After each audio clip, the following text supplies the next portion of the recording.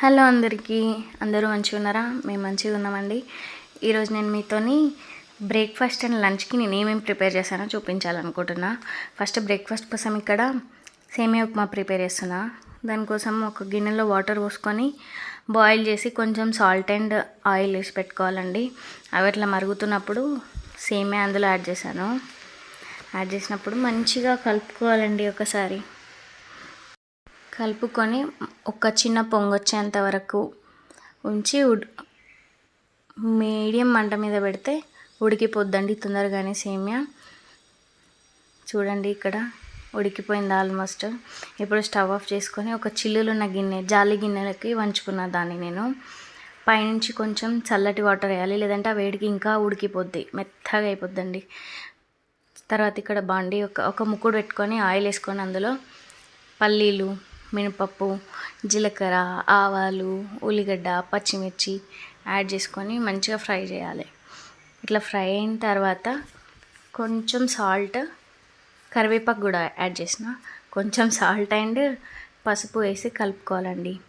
మంచిగా ఆయిల్లో ఫ్రై అయిన తర్వాత ఆ సేమియా తీసుకొని ఇందులో యాడ్ చేయడమే.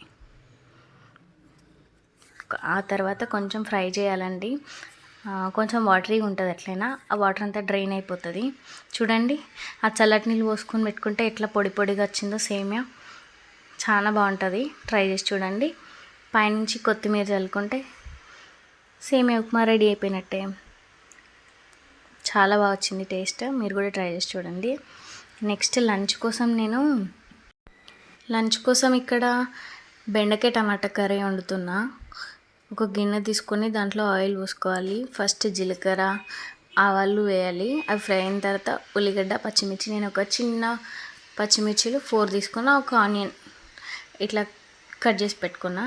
ఇవి ఫ్రై అయిన తర్వాత కరివేపాకు వేసానండి, కల్యామాకు వేసినాక మంచిగా చిటపటలాడుతుంది, ఫ్రై అవుతుంది. ఆ తర్వాత బెండకాయ వేయాలండి. బెండకాయలు మనం ఫ్రైకి ఎట్లా కట్ చేసుకుంటామో అంత సన్నగా కట్ చేసి పెట్టుకున్నానండి నేను.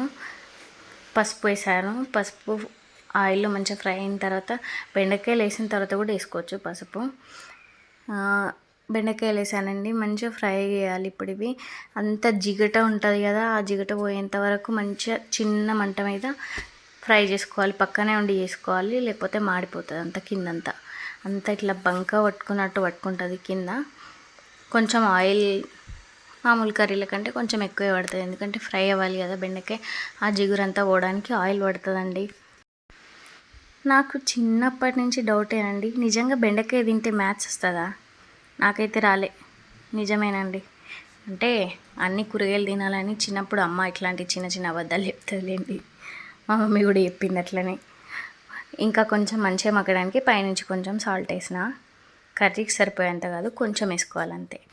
ఇట్లా మంచిగా మగ్గిపోయిన తర్వాత చూడండి, జిగటంతా పోయింది. కొంచెం ఉంది జస్ట్, కర్రీ అంతా ప్రిపేర్ అయిపోయేలోపు అది కూడా పోద్ది.